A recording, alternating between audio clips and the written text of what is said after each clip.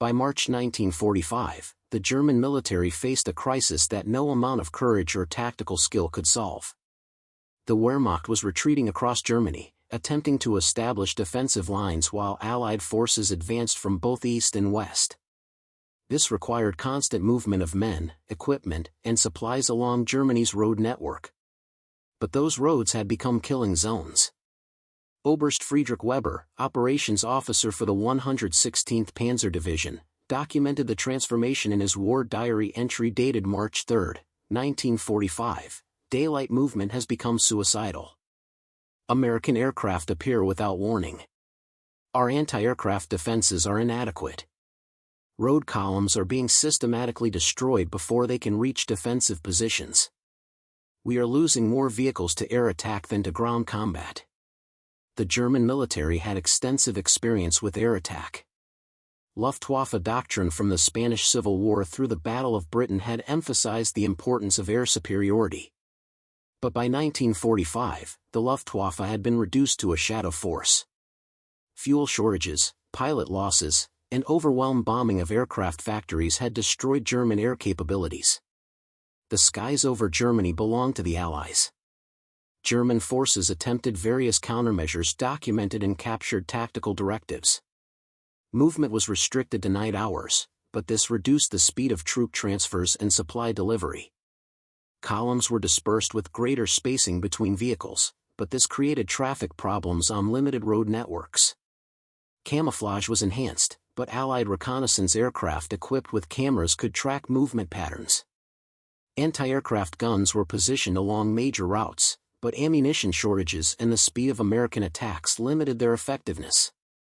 The German defenders had calculated for conventional bombing attacks high-altitude formations dropping bombs with limited accuracy. They had not anticipated aircraft that would dive to treetop level and strafe columns with concentrated machine gun fire that could destroy dozens of vehicles in a single pass. The psychological impact matched the physical destruction. Hauptmann Ernst Hoffmann, commanding a supply column for the 9th Panzer Division, provided testimony during post-war interrogation. We could hear the aircraft engines, but they approached so fast we had no time to disperse. The sound was distinctive: twin engines, very powerful. Then the guns would open fire. The noise was continuous, like fabric tearing but impossibly loud. Tracers filled the air. Vehicles would explode, ammunition would cook off. In 30 seconds, an entire column could be destroyed. Men who survived one attack would abandon their vehicles at the sound of aircraft engines. The fear was complete. German intelligence officers attempted to assess American air attack capabilities. Documents captured by the U.S. Third Army in late March 1945 included a tactical assessment dated March 10. American light bombers, designation uncertain, are conducting low-level attacks with unprecedented firepower. Estimated 8 to 10 heavy machine guns mounted in nose configuration. Aircraft approaches at high speed, typically 300 to 350 km per hour. Attack profile: shallow dive from 2,000 meters to 500 meters or lower. Weapons fire begins at approximately 1,000 meters range. Duration of attack: 15 to 30 seconds. Result: catastrophic damage to road columns. Countermeasures: none effective. Recommendation: avoid daylight movement within 100 kilometers of front lines. March 19, 1945. 0847 hours. 12,000 feet above the Ruhr Valley. Captain James Hollister's A-26B Invader banked hard through morning cloud cover, and below him stretched what intelligence had promised, a German Panzer column 3 miles long, trapped on a single road with nowhere to hide. His bombardier's voice crackled through the intercom: 8 guns locked and loaded, skipper. They don't know we're here. What happened in the next 90 seconds would rewrite the tactical manual for ground attack aviation. The Germans called these aircraft Schwarzer Tod, Black Death. They would soon understand why. The weapon that would revolutionize low-level interdiction warfare in Europe had been born from frustration in North Africa 2 years earlier. On November 8, 1942, American A-20 Havoc light bombers attacking German supply convoys near Kasserine Pass had discovered a fatal flaw in their design. The forward firepower consisted of 4.50 caliber machine guns adequate for reconnaissance, insufficient for the kind of devastating ground attack that could stop an armored column in its tracks. Lieutenant Colonel Robert Fitzgerald, commanding the 416th Bomb Group in Tunisia, documented the problem in his after-action report dated November 14, 1942. Our aircraft can locate enemy columns, but lack the concentrated firepower to achieve decisive results. German vehicles disperse after initial contact. We need an aircraft that can deliver such overwhelming fire in a single pass that enemy forces cannot recover or regroup. The solution came from Douglas Aircraft Company's design team in El Segundo, California. Project Specification XA-26, initiated in January 1941, had been developing a fast, heavily armed light bomber. But the North African experience transformed the requirements. On March 3, 1943, Douglas engineers received urgent modification orders from the Army Air Forces Material Command at Wright Field, Ohio. The technical specifications represented a revolution in aerial firepower. The standard A-26B configuration would mount 8 Browning M2.50 caliber machine guns in a solid nose configuration. Each gun could fire 750 to 850 rounds per minute. Combined rate of fire, approximately 6,400 rounds per minute. Ammunition capacity, 400 rounds per gun, 3,200 rounds total. Time to empty all guns, approximately 30 seconds of continuous fire. The mathematics of destruction were staggering. Each .50 caliber round weighed approximately 1.7 ounces and traveled at 2,900 feet per second. The kinetic energy of a single bullet could penetrate half an inch of armor plate. 8 guns firing simultaneously delivered over 100 rounds per second onto a target area. This concentration of fire exceeded anything previously mounted on a light bomber. Douglas test pilot Edmund Patterson conducted initial weapons tests at Muroc Dry Lake, California, in July 1943. His official report documented the results: ground target evaluation conducted using decommissioned tank hulls at ranges from 1,500 to 500 yards.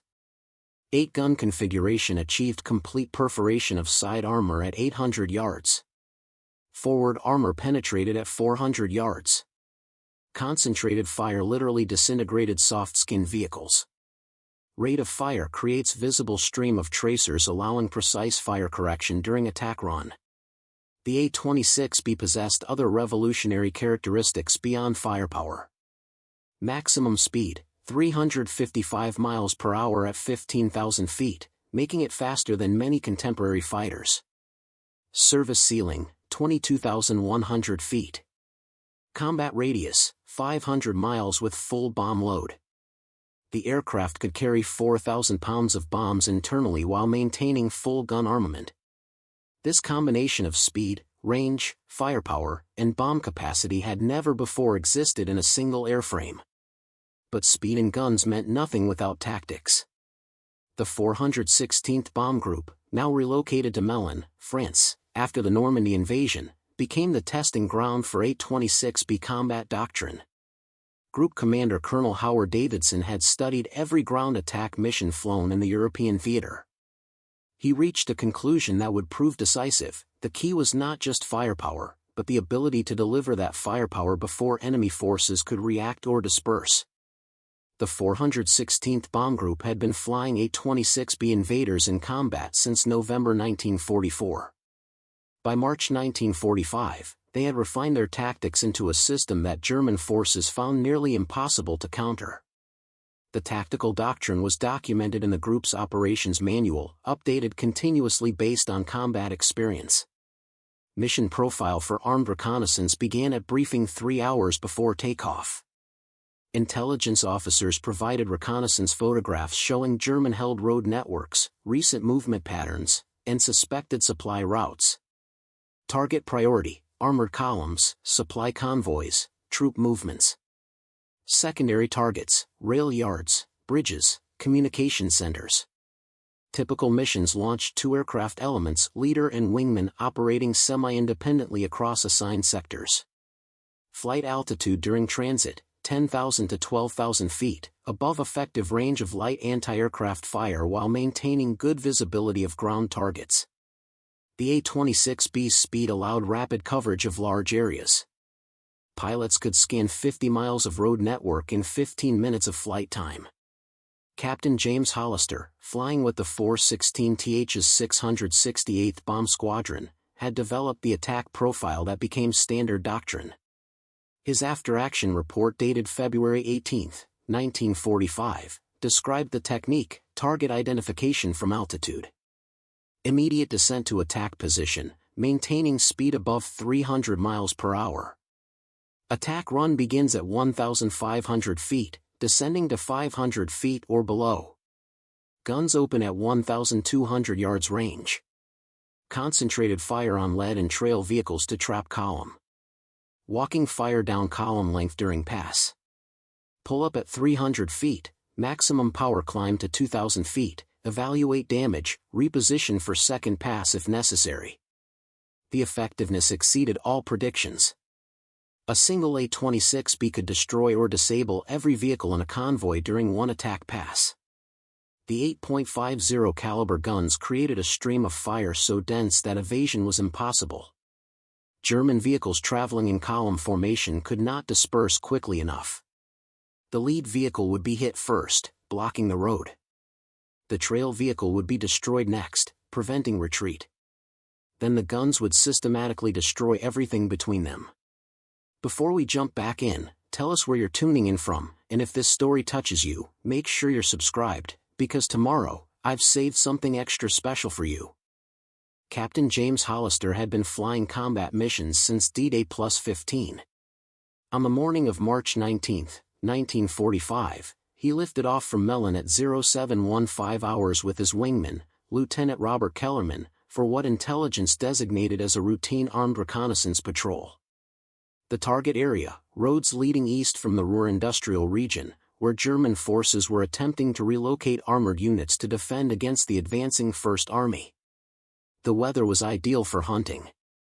Broken clouds at 8,000 feet provided concealment during transit while allowing excellent ground visibility. Hollister's A-26B, designated Devil's Advocate with 37 mission markers painted beneath the cockpit, cruised at 10,500 feet while he scanned the landscape below through binoculars. At 0842 hours, his bombardier, Staff Sergeant William Hayes, spotted movement on a secondary road 12 miles northeast of Dortmund. "Skipper, I've got vehicles. Lots of them. East-west road, grid reference Echo 742. They're not even trying to hide." Hollister banked left for a better look. What he saw made him reach immediately for the radio transmitter. A German column stretched along the road for what he estimated as 3 miles. Through binoculars, he identified tank transporters, half-tracks, supply trucks, and what appeared to be self-propelled artillery pieces. Intelligence had predicted the 116th Panzer Division would attempt to relocate, but finding them concentrated on a single road in daylight was extraordinary luck. Devil 2, this is Devil Lead. I count approximately 80 vehicles in column formation. Target of opportunity. We're going in. Kellerman's response crackled back immediately, "Roger, lead. I'm with you." Hollister pushed the control yoke forward, beginning his descent. The A-26B's nose dropped, and airspeed began climbing past 280 miles per hour. At 5,000 feet, he could see the column clearly without binoculars. The vehicles were spaced approximately 50 yards apart, standard German road march formation. They had not detected the approaching aircraft. The attack profile was exactly as doctrine prescribed. Hollister descended to 1,500 feet, approaching from the rear of the column at a shallow angle. Airspeed, 320 miles per hour. Range to target, 1 mile. He armed all 8 nose guns, hearing the charging handles cycle through the intercom as Hayes prepared the weapons. The lead vehicle was a half-track towing what appeared to be an anti-aircraft gun. Hollister placed his gunsight pipper slightly ahead of it, compensating for the aircraft's speed and the target's forward movement. At 1,200 yards range, Hollister squeezed the trigger. The A-26B shuddered as all 8 guns opened fire simultaneously. The noise was overwhelming even through his leather helmet. Tracer rounds, every fifth bullet painted with phosphorus for visibility, created a solid stream of light connecting his aircraft to the ground. The effect on the target was immediate and catastrophic. The lead half-track disintegrated under the concentrated fire. Armor-piercing incendiary rounds penetrated the thin armor and detonated the fuel tank. The vehicle exploded, showering debris across the road and blocking forward movement. Hollister held the trigger down, the aircraft's nose vibrating from the 8 guns cycling at maximum rate. He walked his fire down the column length, each burst lasting 2 to 3 seconds before shifting to the next vehicle. Trucks erupted into flames as .50 caliber rounds tore through sheet metal and ignited cargo. A tank transporter carrying a Panther tank took hits across the cab. The driver and co-driver were killed instantly, and the truck veered off the road, jackknifing and blocking half the roadway. 20 seconds into the attack run, Hollister had destroyed or disabled 14 vehicles. The column was in chaos. German soldiers were abandoning trucks and running for the tree line bordering the road.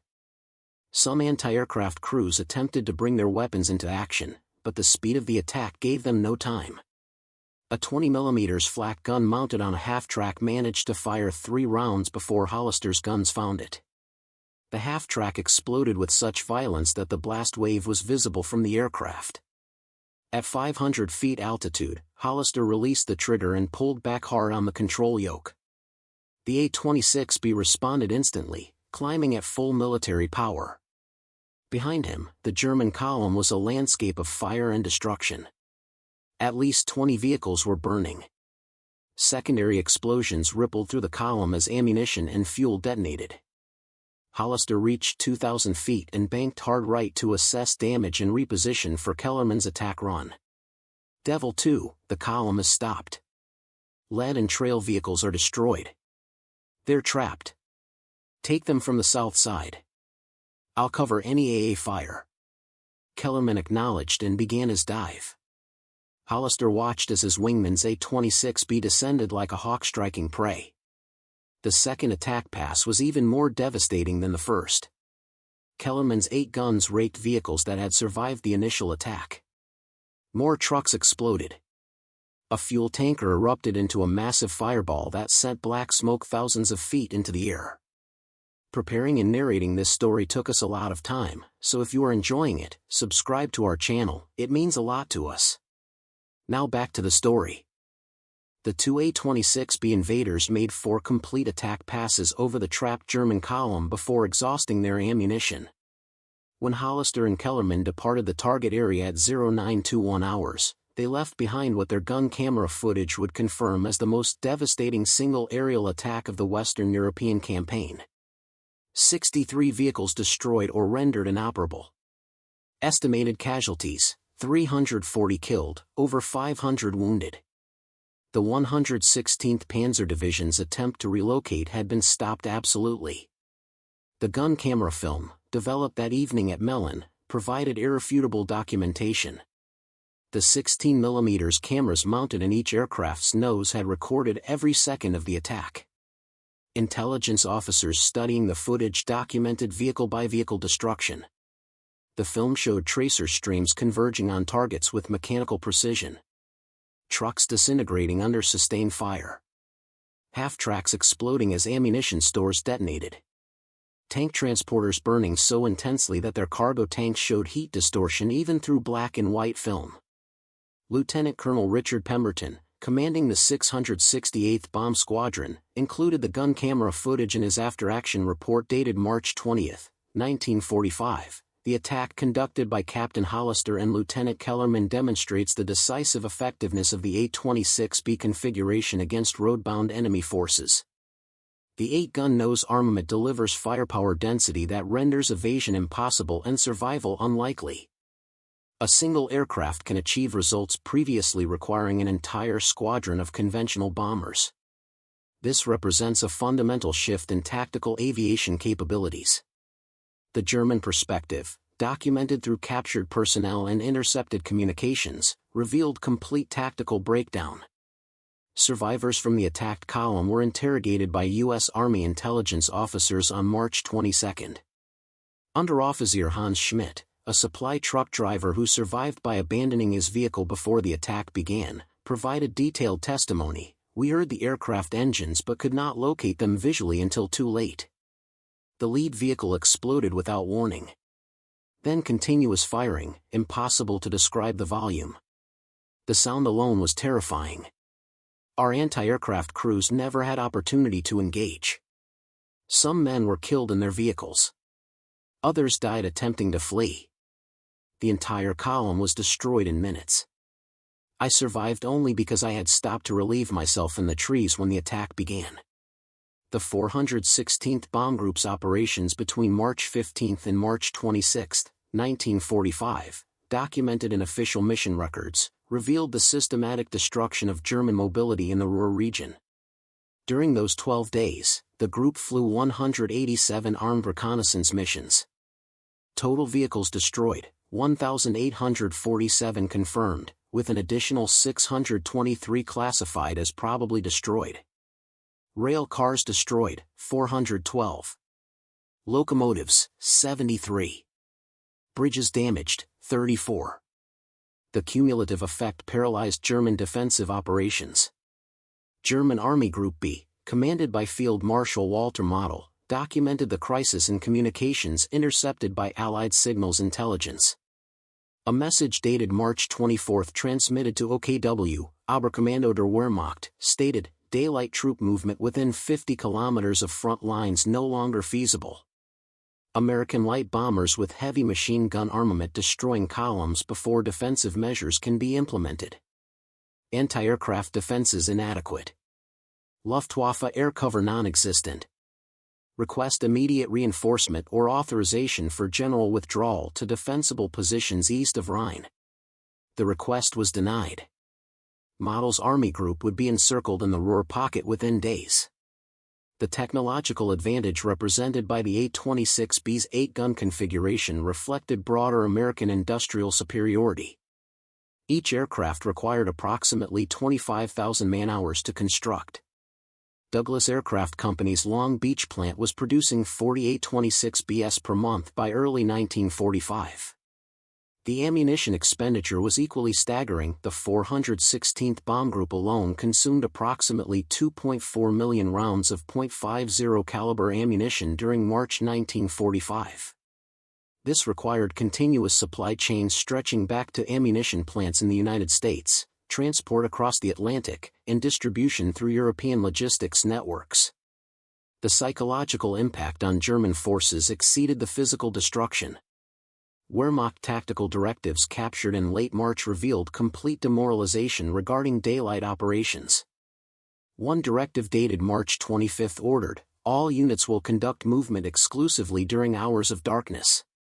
Daylight road movement is prohibited except in cases of extreme emergency and only with express authorization from Division Command." American aircraft armed with multiple heavy machine guns have rendered daylight columns suicidal. Survival depends on avoiding detection. This restriction on movement reduced German operational flexibility to near zero. Medical records from German field hospitals documented casualties unique to concentrated machine gun fire from aircraft. Dr. Wilhelm Kruger, a Wehrmacht surgeon captured at Remagen, described the wounds in post-war testimony. The injuries were catastrophic. 50 caliber bullets created massive tissue destruction. Many casualties died before reaching medical facilities. Those who survived often required amputations. The psychological trauma was equally severe. Soldiers who survived aircraft attacks exhibited extreme fear responses at the sound of aircraft engines. Some became completely non-functional combatants. The success of A-26B operations in March 1945 triggered rapid tactical evolution across the 9th Air Force. Other bomb groups flying A-20 Havocs and B-26 Marauders requested immediate conversion to the Invader configuration. The 409th Bomb Group, based at Bertigny, France, received their first A-26Bs on March 28 and began operations within 72 hours. The 410th Bomb Group at Colomiers converted in early April. The transformation accelerated as commanders recognized the weapon's decisive advantage. Major General Samuel Anderson, commanding 9 Bomber Command, issued Tactical Directive 9 BC 45-07 on April 3, 1945. The A-26B aircraft with 8-gun nose configuration has proven exceptionally effective against road-mobile enemy forces. All groups transitioning to this aircraft will prioritize armed reconnaissance missions targeting enemy columns, supply convoys, and troop movements. Tactics developed by 416th Bomb Group will be adopted as standard doctrine. Emphasis on low-level attacks maximizing forward firepower. Mission profile: locate, attack, destroy. Secondary consideration for aircraft preservation when decisive targets present themselves. The directive reflected a fundamental shift in tactical thinking. Previous doctrine had emphasized survival, minimize risks, avoid excessive exposure to ground fire, preserve aircraft and crews for sustained operations. The new doctrine emphasized decisive effect. If a target could be destroyed completely in a single attack, the risk was justified. The A-26B's combination of speed, armor protection, and overwhelming firepower made this aggressive approach feasible. Captain Hollister flew 17 more missions between March 20 and April 10, 1945. His personal score, documented in squadron records: 127 vehicles destroyed, 34 rail cars, 8 locomotives, 2 bridges damaged. 0 aircraft losses in his element. His tactics were studied and replicated throughout 9 Bomber Command. The technique of trapping columns by destroying lead and trail vehicles, then systematically destroying everything between them, became standard attack doctrine. German forces attempted desperate countermeasures. Flak concentrations were increased along major routes, but ammunition shortages limited effectiveness. Dummy vehicle convoys were created using wooden mock-ups to draw attacks away from real movements, but American pilots quickly learned to identify decoys through binoculars before committing to attacks. Some German units attempted to convert to night movement exclusively, but this reduced their operational tempo to levels that made effective defense impossible. The destruction of German mobility had strategic consequences beyond immediate tactical victories. Field Marshal Model's Army Group B, encircled in the Ruhr pocket, could not maneuver to break out or consolidate defensive positions. Supply deliveries became impossible during daylight hours. Reinforcements could not reach threatened sectors. The pocket contracted steadily as American forces advanced against defenders who could not reposition to meet threats. German communications intercepted by Allied signals intelligence revealed the psychological collapse preceding physical surrender. A transmission from the 9th Panzer Division to Army Group B headquarters on April 12 stated, "Division combat effectiveness reduced to 20%. Vehicle losses from air attack exceed losses to ground combat by factor of 3 to 1. Remaining mobile units confined to night movement. Cannot execute tactical maneuvers required for defense. Ammunition resupply impossible. Request permission to break into small groups and attempt infiltration eastward." The request was denied. 2 days later, the division surrendered. The final missions flown by the 416th Bomb Group in the European theater occurred on April 25, 1945, as German resistance in Western Germany collapsed completely. Captain Hollister's last combat mission targeted a retreating column near Leipzig. His after-action report noted, "Target located at 1,420 hours, approximately 40 vehicles attempting to move east. Conducted single attack pass. All targets destroyed or abandoned. No return fire encountered. German soldiers visible abandoning vehicles before attack commenced, running into woods. Observed white flags displayed on several vehicles. The war here is effectively over." The statistical record of A-26B operations compiled by 9th Air Force Headquarters documented the weapon's unprecedented effectiveness. Between November 1944 and May 1945, A-26B equipped groups flew 11,567 sorties. Vehicles destroyed, 18,426 confirmed. Rail equipment destroyed, 3,847 pieces.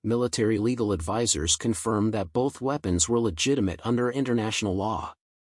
The 1907 Hague Convention prohibited weapons causing unnecessary suffering, but defined this as suffering disproportionate to military necessity.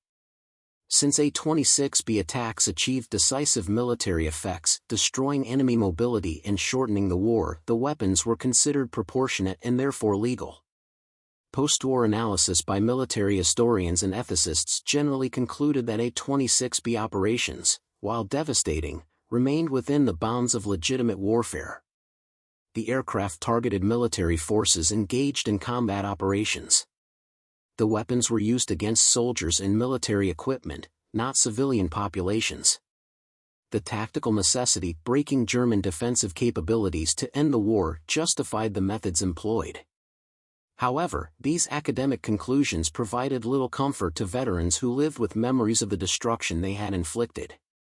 The 416th Bomb Group held its first reunion in 1948 in Omaha, Nebraska. 73 veterans attended. The gathering included both celebration of survival and acknowledgement of shared psychological burden. Lieutenant Colonel Pemberton, by then retired and working as a commercial pilot, addressed the group. "We did what our nation asked of us. We did it well. We helped end a terrible war and probably saved thousands of American lives. But we also carry memories that civilians will never understand. We're not victims, we were warriors who did hard things. But we're also human beings who witnessed and caused immense suffering. Both things are true. Both things matter." The A-26B Invader continued combat operations in Korea from 1950 to 1953, where its 8-gun configuration proved equally devastating against North Korean and Chinese supply columns. The aircraft flew its final combat missions in Vietnam in the early 1960s, by then redesignated the B-26.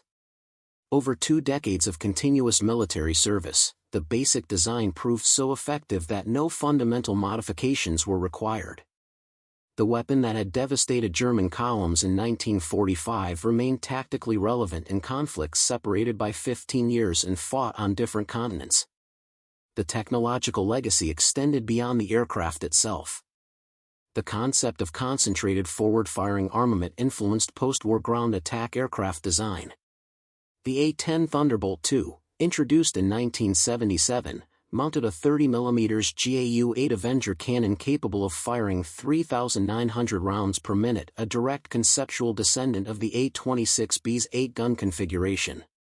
The AC-130 gunship, with its side-mounted cannon and machine gun array, represented evolution of the same principle, overwhelming firepower concentrated on ground targets. Modern attack helicopters like the AH-64 Apache employ similar doctrine: locate, close rapidly, deliver devastating fire, minimize exposure time. The German military's post-war analysis of their 1945 defeat acknowledged the decisive impact of Allied tactical aviation. General Heinz Guderian, former chief of the German General Staff, wrote in his memoir Panzer Leader, published in 1952, "By early 1945, our ability to conduct mobile operations had been destroyed primarily by enemy air power. American light bombers armed with multiple heavy machine guns made daylight movement suicidal. Our tactical doctrine assumed that forces could maneuver to meet threats. When movement became impossible, our entire defensive strategy collapsed. We had no counter to this form of attack." American military historians reached similar conclusions. The United States Army's official history, the Supreme Command, published in 1954, stated, "The interdiction campaign conducted by 9th Air Force light bombers in March and April 1945 paralyzed German defensive mobility. Unable to reposition forces to meet threats, German commanders could not execute coordinated defense.